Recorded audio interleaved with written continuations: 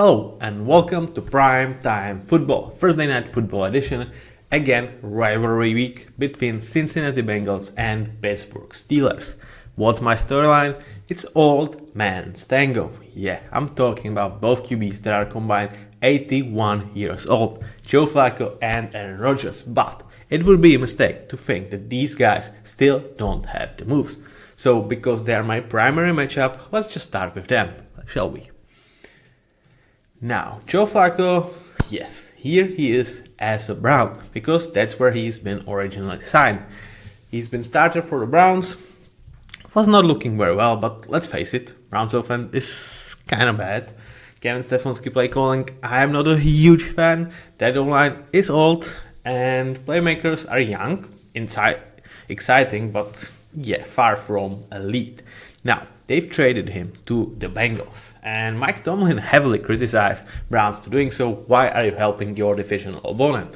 And if you are Browns, I'm like, why not? You still have Shadur, you still have Dillon, and I'm like, you got some compensation for a guy that you clearly were not planning to use anymore this season in other than a mentoring role. So let's get a compensation, and it's not like the Browns are necessarily hoping to take this division into their grasp. So yes, Bengals are a divisional opponent, but this is old man quarterback that's probably going to hand up his cleats in a year or two and might not play any role in the years in which Browns are trying to win this division. So yes, I understand Mike Tomlin is frustrated, but I don't mind this move from the Browns. Now, Joe Flacco as a Bengal has already played his first game, and he had like 3 or 4 days to get in line with the Bengals offense.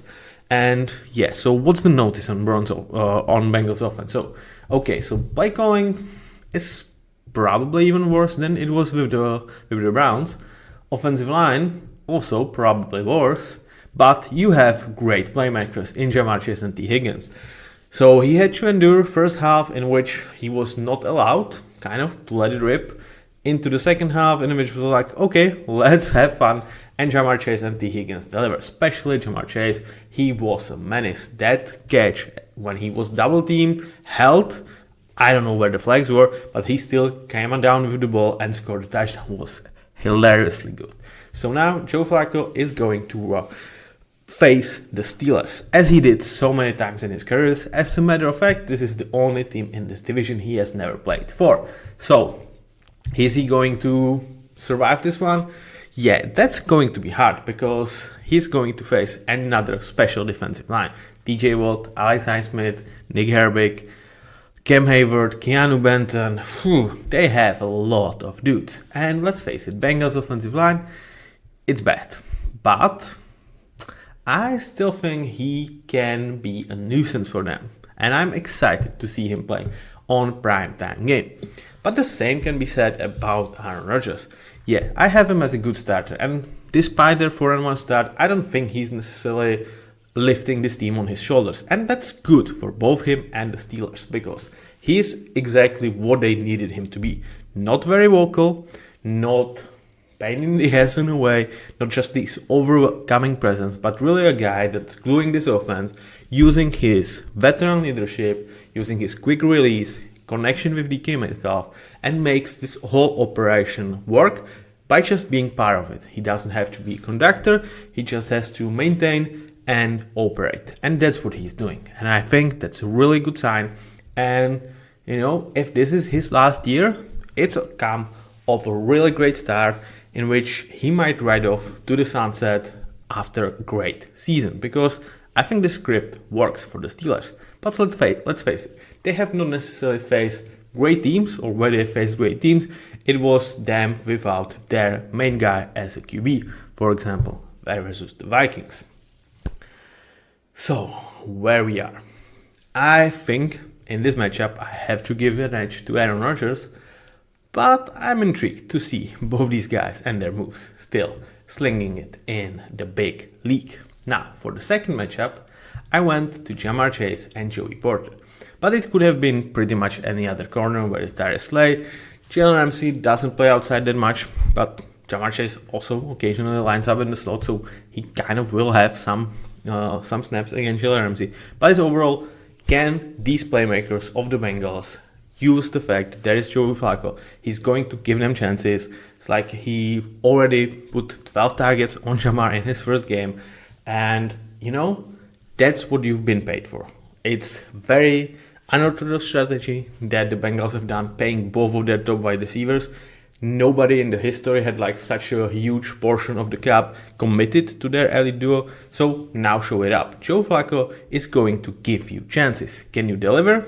Now is the time, because let's face it, neither Darius Slay, neither Joey Porter, neither Jalen Ramsey as an outside corner are elite. They are good, but not elite. So this is what you paid to dominate these guys. And Joey Porter specifically, he came back last week after being out for a couple of weeks, and he looked good. But last year, he had definitely a second year slump, and he is grabby. So can he draw some penalties?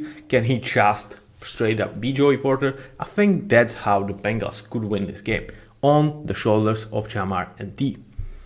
Now for Joey Porter, this is going to be a big test, because with all the leadership that has been brought this offseason, I do really expect him to shine, to rocket up his still young career. This is his third year, and he was considered a steal, I think rightfully so, 2 years ago, and he had really good rookie season, but second year was not good. Now with Darius Slay, Jalen Ramsey, he should absolutely soak up the knowledge and become, I think he has potential to be a top 10 corner. Can he sustain that against guys like Jamar Chase? Let's find out.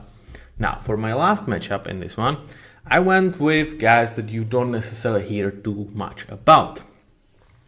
And here's where I give big advantage to the Pittsburgh Steelers. And that's interior offensive line against these defensive linemen, especially interior defensive tackles. Zach Frazier, he impressed the hell out of me in his rookie year. I mean, coming as a rookie, being a center on an offensive line that has been injured a lot, with two of the quarterbacks that like to hold the ball the longest, in Justin Fields and Russell Wilson, there was a lot of Zach Frazier's plate, and he absolutely delivered. I think he continues to do this year just that, and quickly becomes one of the top 10 centers in the league. And against him, Terrell Slayton, who I thought was a solid signing for the Bengals, but not necessarily someone that I was over the moon, and so far he's been very, very disappointing. And Bengals defensive line is really still just Trey Hendrickson and not much else. And if that's going to be the case, they will be able to slide help against Trey Hendrickson. They have tight ends that are absolutely willing to block, and they should dominate this interior matchup, allow Pittsburgh to run the ball kind of in their will, as well as give Aaron Rodgers time for his quick releases. So can they even touch Aaron Rodgers? That's going to be a huge storyline of this game, because if they can't, I really don't see Pittsburgh losing this one. And at the end of the day, Pittsburgh are favorites in my eyes, and I do believe they will come out victorious, but I kind of will be rooting for Joe Flacco to just, give us a fun experience. I don't care if it's going to be on the verge of 3 turnovers. I just want to see this team have energy, just as I feel last week in the second half, because prior to that, I felt like Bengals were the least alive team in the whole NFL for 3 weeks. It just didn't feel like they even showed up for the game. So that was it. I hope you guys enjoyed. If so, subscribe, follow, watch, give me anything that helps to promote this channel. I will be very thankful. Until next time, have a nice day. Bye bye.